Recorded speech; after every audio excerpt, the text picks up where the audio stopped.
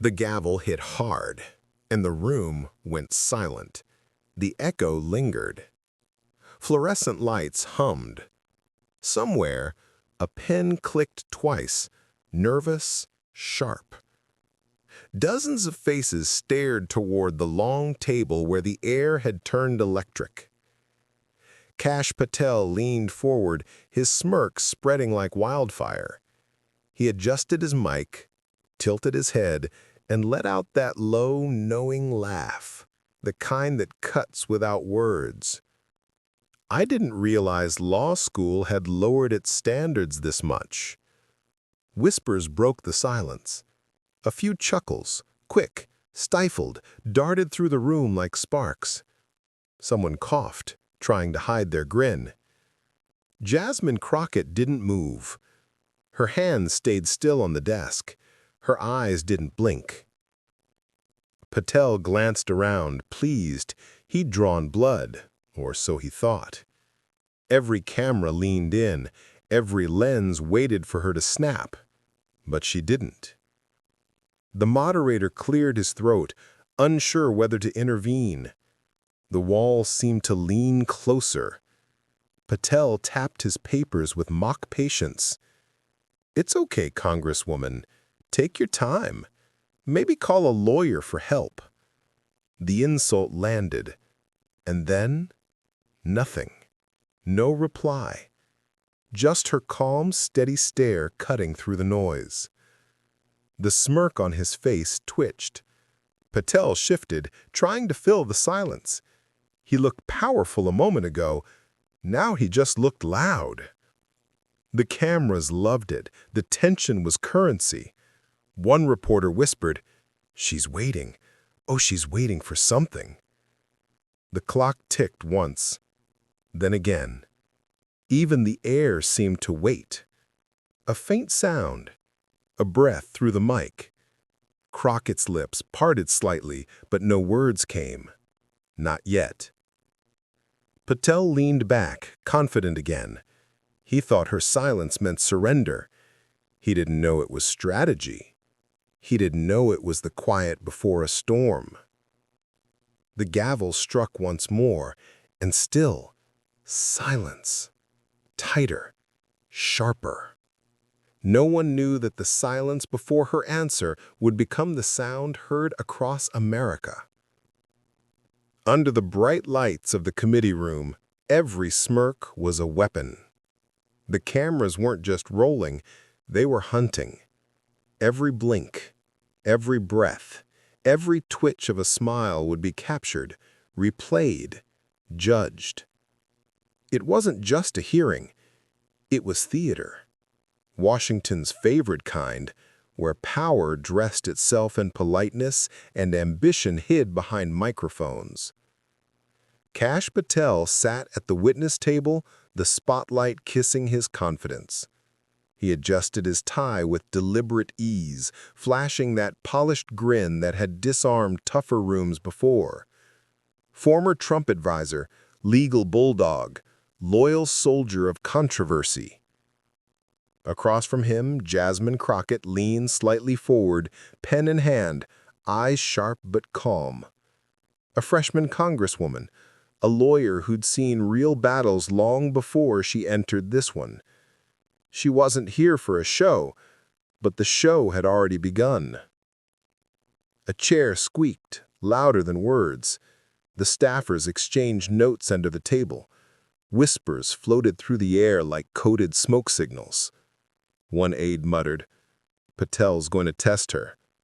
Another whispered back, "He always does." Reporters clicked pens like snipers, each shot waiting for its headline. Crockett versus Patel. That's how they'd frame it. Hero and villain were already cast. The only question was who'd own the spotlight when it was over. Tension crackled between names and titles. Patel's eyes flicked toward her, testing, measuring. He knew the game. Rattle the rookie, get her angry, control the narrative. But Jasmine didn't flinch. She'd faced worse. Judges who doubted her, clients who'd lost everything. nights when justice seemed like a rumor. Her stillness wasn't weakness, it was discipline. "I see you've done your homework," Patel said, voice coated in charm that felt like oil. "I always do," she replied, soft, steady, unbothered. The moment hung like a blade. He smiled wider. She smiled smaller. Two strategies colliding. His built on noise, hers on silence. Outside the room, a protest chant echoed faintly from the streets. Inside, every heartbeat sounded like thunder. The moderator shuffled papers, pretending not to feel the temperature drop. Someone's phone vibrated under the desk. No one dared check it. This was the kind of moment where a single misstep could trend nationwide. Every word could become a weapon, every pause a political earthquake. A storm was forming, and only one of them saw it. Crockett's eyes drifted to the gavel. She knew what was coming, and she was ready to turn it against him. Patel leaned forward, and the first insult was about to hit like a brick.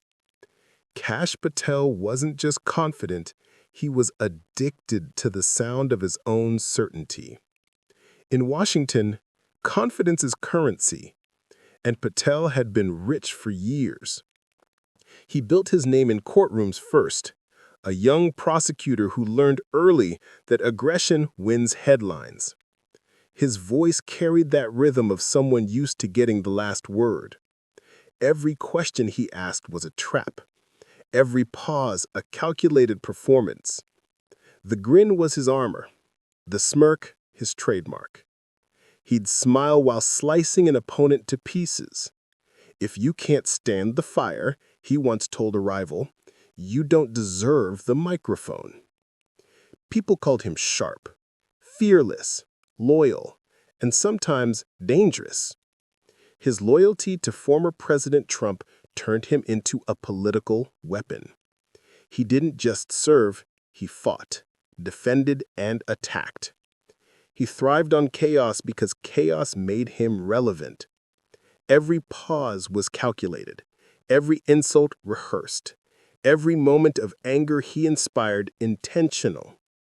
Behind the charm, there was a pattern: provoke, perform, and win. And it worked. TV spots, book deals, invitations to hearings where his confidence became theater. He thought he owned the stage.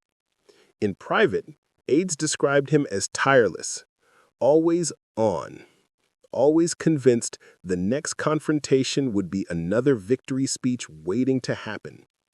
He studied his opponents like prey. Who flinched? Who cracked? Who couldn't handle his tone? When he read Jasmine Crockett's name on the committee list, he barely reacted. "First term," he muttered, flipping a page. "Lawyer from Texas." His grin deepened. To him, she was another chance to perform, another clip to feed the cameras. He had no idea he'd just misjudged his last easy win. In the hallway before the hearing, an aide handed him notes. He waved them off. "Don't need 'em. I already know how this'll go." Ruthlessness disguised as charm. That was his method. He'd enter calm, strike fast, leave victorious. And yet, arrogance can be its own kind of blindness. Because beneath the smirk, there was fear, small, buried deep. A fear of being forgotten, a fading from the stage he thought he owned. Every word he spoke in that room wasn't just aimed at opponents. It was a message to the world. I'm still here. I still matter. But power earned through mockery comes with a cost. You can only win so many fights before the room starts rooting for your defeat. He didn't see that yet. He saw only the lights, the lenses, the audience ready for his next soundbite. He fed on it, the laughter, the gasps, the clicks of cameras like applause. And when he spotted Jasmine Crockett across the table, calm, composed, unreadable, He mistook it for weakness. He didn't see the patience in her eyes. He didn't hear the quiet warning in her silence. He only heard himself. His words sliced like polished steel. His confidence filled the room like smoke. And for a brief, glittering moment, he looked unstoppable. But arrogance has a timer, and Patel's was ticking down fast. Because today, the same certainty that built him up would become the very thing that broke him down. His charm would curdle into cruelty. His laughter would echo too long. And somewhere in the stillness between his words, the world would begin to turn against him. He didn't know it yet. But today, his favorite sound would turn into silence. Jasmine Crockett learned long ago that silence wins more wars than shouting. She didn't start in marble halls or under TV lights. Her first courtroom had flickering bulbs and folding chairs. The air smelled of paper, sweat, and tension, the kind of place where truth was heavy and winning meant surviving. Back then, she learned what power really looked like. Not noise, not status, but control. The clock ticked louder than voices. Every case she taught her the same lesson. People who shout the loudest often have the weakest arguments. So she stopped trying to be the loudest. She started being the calmest. Confidence was her quiet rebellion.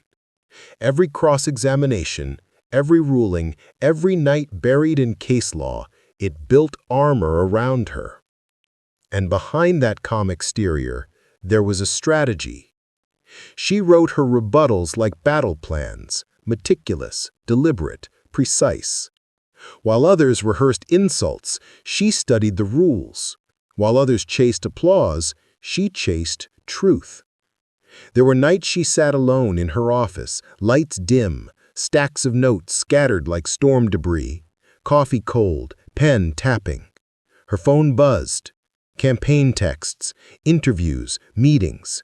She ignored them all. Because Jasmine Crockett didn't just prepare for fights, she predicted them.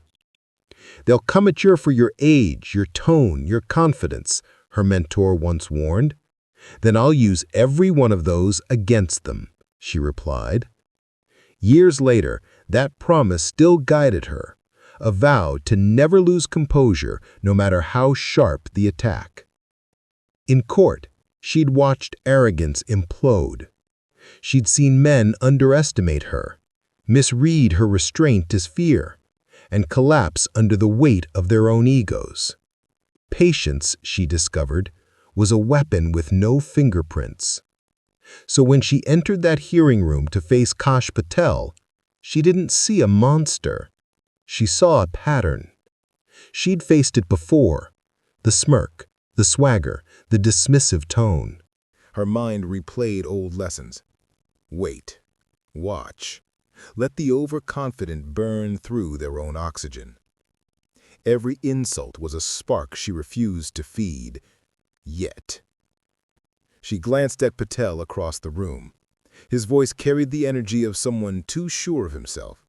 The way he gestured, smirked, interrupted, all of it rehearsed. She recognized the performance instantly.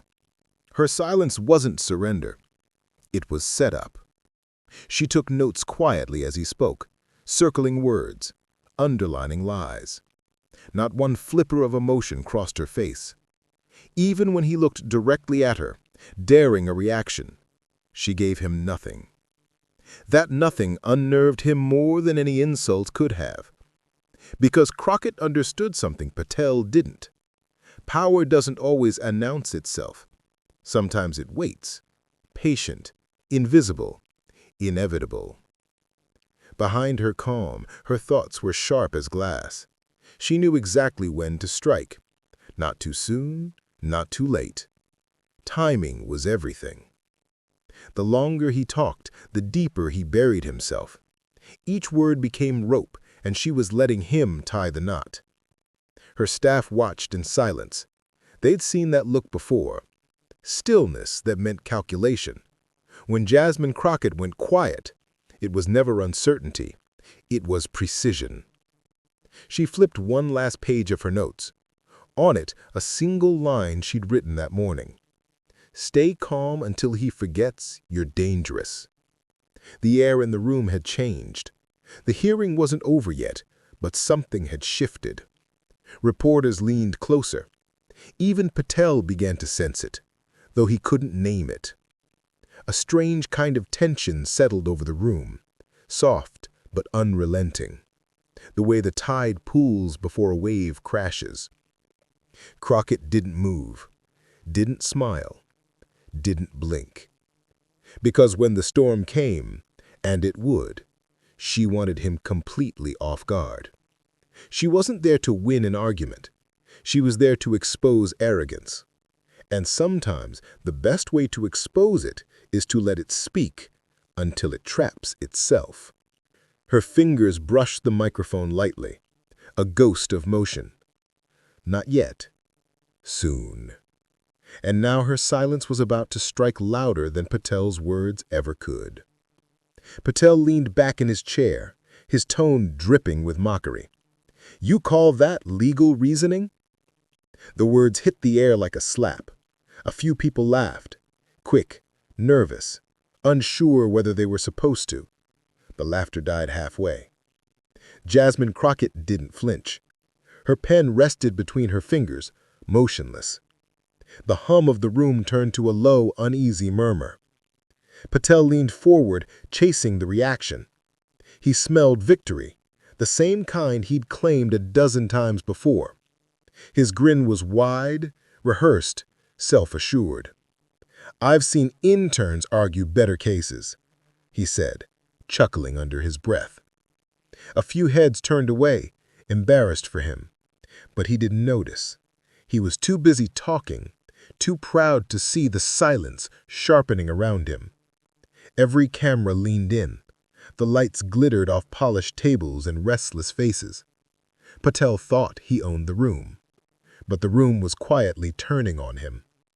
A single eyebrow raise from Crockett changed the air. It wasn't anger. It was calculation. She waited. Let him keep digging. Her restraint became unbearable, a wall he couldn't crack. Patel mistook it for fear. He mistook everything for something he could control. "You're a lawyer, right?" he smirked. "Maybe you can explain basic logic next time."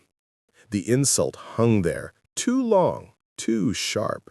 Even allies shifted uncomfortably. The sound of a reporter's keyboard clicking filled the silence. Crockett looked up. One glance, nothing more. That was enough to make Patel hesitate. For the first time all day, he blinked before speaking. She didn't respond. Not yet. She just wrote a note, slow and deliberate. The pen glided like a fuse being lit. The moderator looked uneasy, glancing between them. Everyone felt it, the energy tilting. Patel talked faster now, trying to keep control. His jokes came quicker, his tone harsher. He was overreaching, and somewhere deep down, he knew it. "Come on, Congresswoman, you're supposed to know the law." The smirk cracked when his own echo bounced back at him. The arrogance that once filled the room now felt desperate. Jasmine placed her pen down, softly. The sound was barely audible, but it cut through every whisper. Her silence had weight now. Every pause was a threat. A single flash from a camera caught her expression, calm, unreadable, unbothered. That photo would later travel the world, captioned with words like composure, grace, power. But right now, it was just silence, thick, suffocating silence. Patel leaned forward again, but something in his tone wavered. He couldn't figure out why the room no longer laughed with him, why the same arrogance that once drew applause now made people shift in their seats. Because something was about to happen. Something no one, not even Patel, could stop. The rhythm of the hearing slowed, every second stretched thin. Crockett's eyes lifted toward the mic. Her hand rose slightly, just enough to suggest she was about to speak. The entire room froze.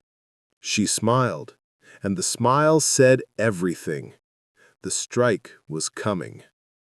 Her voice didn't rise, it cut. The first words from Jasmine Crockett landed like a blade in velvet, measured, calm, deadly. Every mic in the room seemed to lean toward her. Every heartbeat waited for the next word. She didn't look at Patel, not yet. Her gaze swept the room instead, as if addressing history itself. Mocking my law degree won't make yours appear. A few gasps escaped before the silence reclaimed them. Even Patel's grin twitched just slightly. The gavel didn't strike. No one dared interrupt. Crockett continued, voice steady as iron.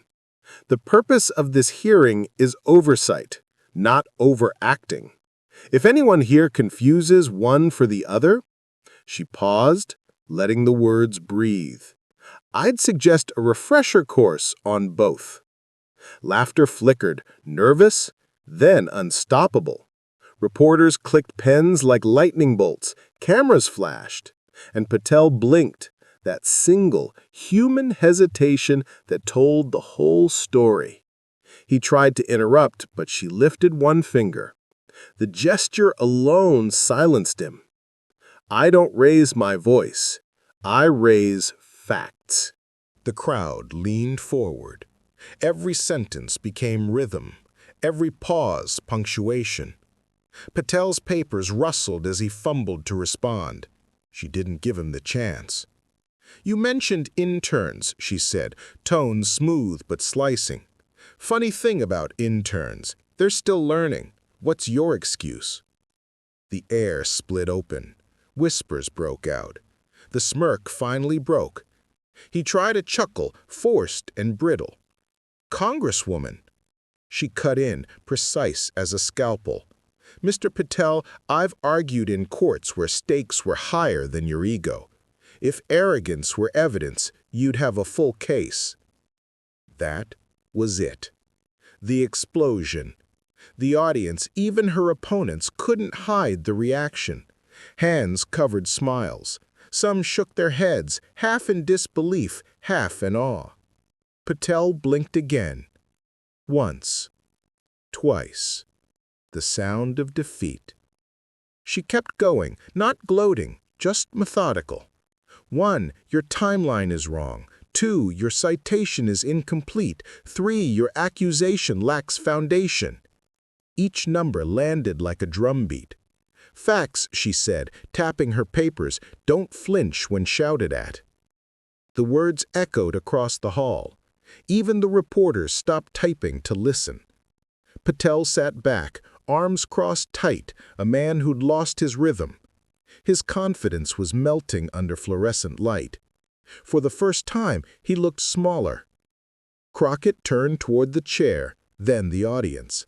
This isn't theater, she said softly. This is oversight. This is duty. And if we've turned truth into entertainment, she let the line hang, then maybe the problem isn't the spotlight, it's who's standing in it. The silence was no longer tension. It was reverence. A single clap echoed, then another. The chair didn't gavel it down because even he couldn't. Cameras snapped like lightning. Social media feeds lit up in real time. Within an hour, #JusticeForAll was trending nationwide. Clips spread like wildfire. The look on Patel's face, the unshakable calm in hers. Commentators replayed her line again and again. Mocking my law degree won't make yours appear. It became a rallying cry, not just for her supporters, but for everyone who'd ever been dismissed, underestimated, or silenced. Patel tried to recover, mumbling something about decorum, but decorum had already changed sides. Crockett gathered her papers, perfectly calm. No triumph in her eyes, just quiet certainty, the kind that only comes from truth you didn't have to shout. She looked at him once, not to gloat, but to end it. "The floor is yours," she said simply.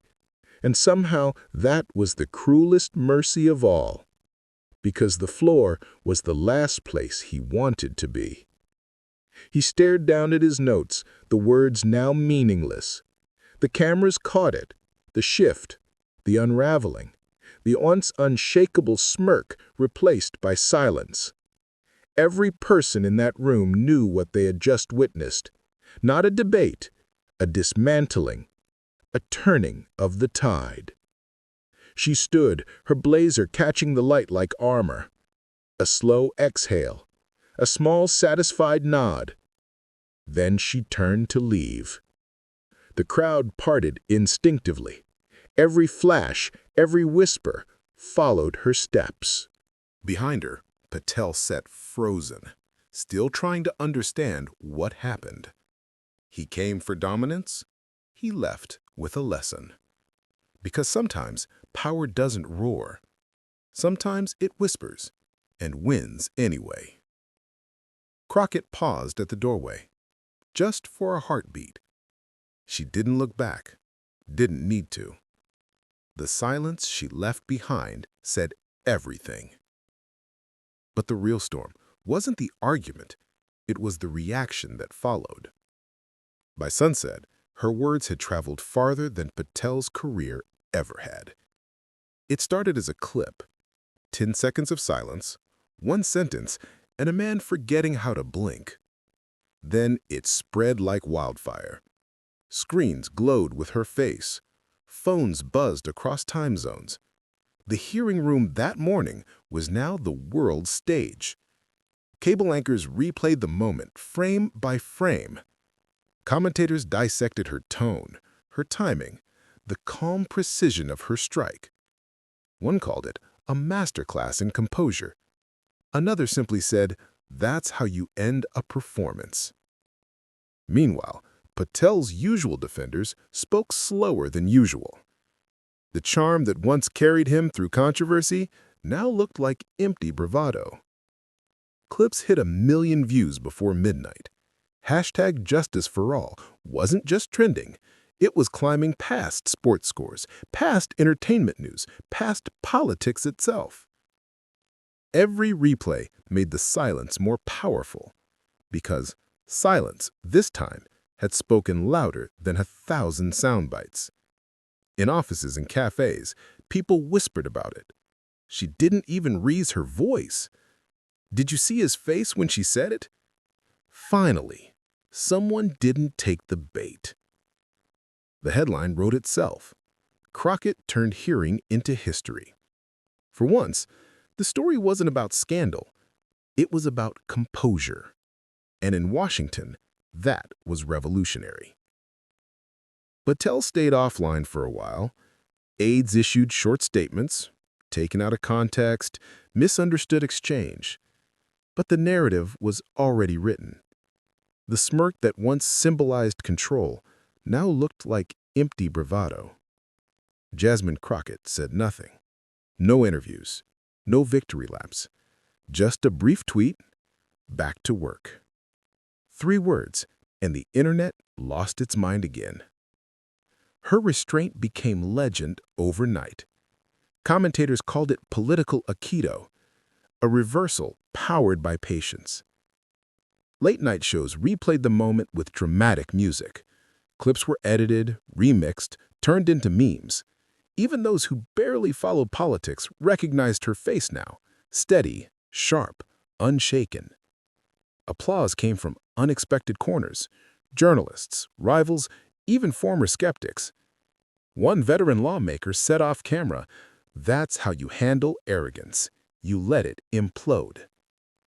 Patel tried a return volley later that day, a press appearance that landed flat. He smiled too hard, laughed too long, repeated talking points. Every word only reminded the public of the night he'd lost control. Meanwhile, Crockett walked through Capitol halls unfazed. Cameras followed her. Microphones reached out. But she just kept moving. Each step said what her silence had already proven. Power isn't noise. It's composure.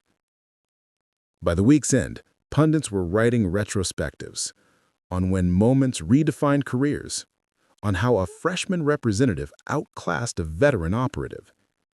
In staff rooms, young aides replayed her quotes before hearings, not as entertainment, but as motivation.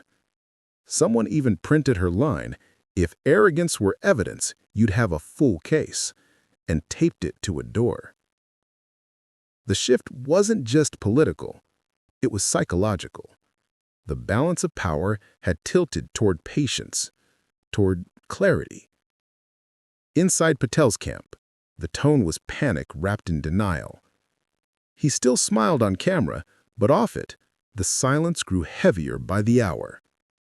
Advisors whispered about rebranding, about turning the page. But the page kept turning itself. Because in the digital age, reputation doesn't fade. It loops. Every replay was a reminder. Every comment thread, a monument. And somewhere between the applause and the fallout, Jasmine Crockett did the rarest thing in politics. She disappeared from the noise. No reaction videos, no triumphant statements, just silence, the same weapon that started it all. She left the storm to echo without her, because she understood something Patel never did. You don't need to chase a moment when the moment already belongs to you. But Jasmine wasn't celebrating. She was thinking about what came next. Some victories don't need applause, just silence that says, "You were wrong." The world remembered that silence. Not the insult, not the mockery, but the calm that followed, the calm that won.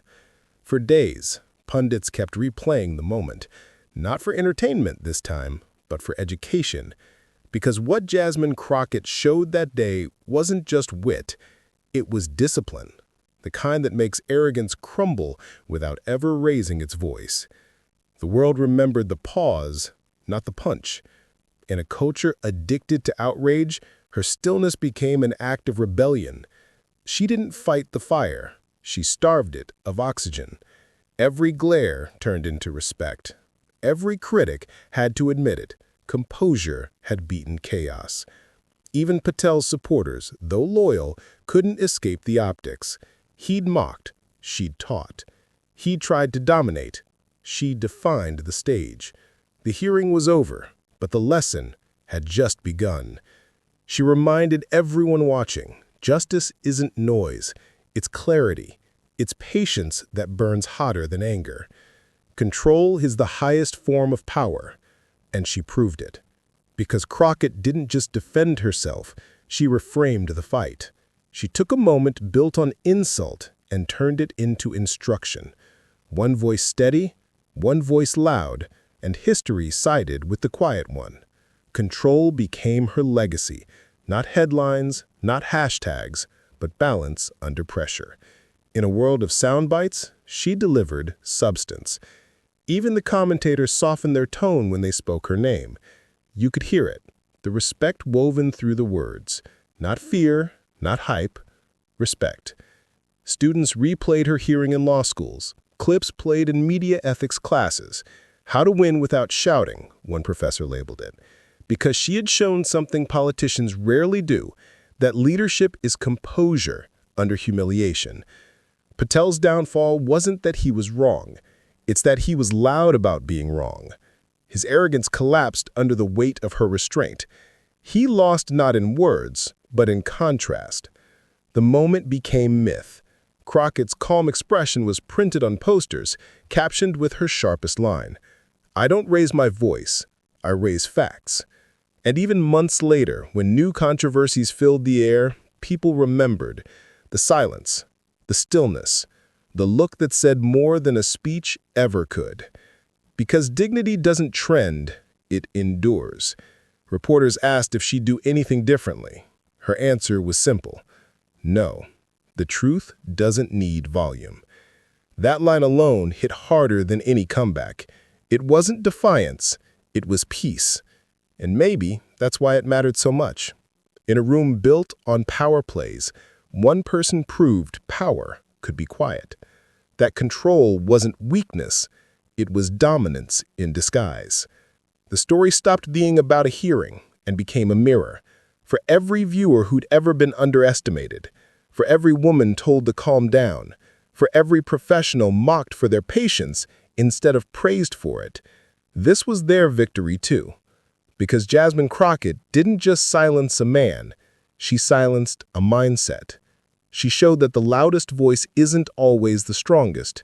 Sometimes it's the calm one that ends the chaos. The gavel had fallen hours ago. The debate had ended. But the lesson kept echoing in classrooms, in headlines, in hearts. Truth once spoken didn't need to shout. It just waited. Like her. Patient, poised, permanent. And yet, her next move would prove that dignity isn't weakness, it's dominance. As the cameras dimmed, she didn't look back. She didn't have to. The echo of her words lingered in the hall. Soft lights flickered, catching the edge of her silhouette as she walked with steady, unhurried steps. History replayed itself in slow motion, every flash, every gasp, every quiet nod from those who had witnessed restraint conquer arrogance.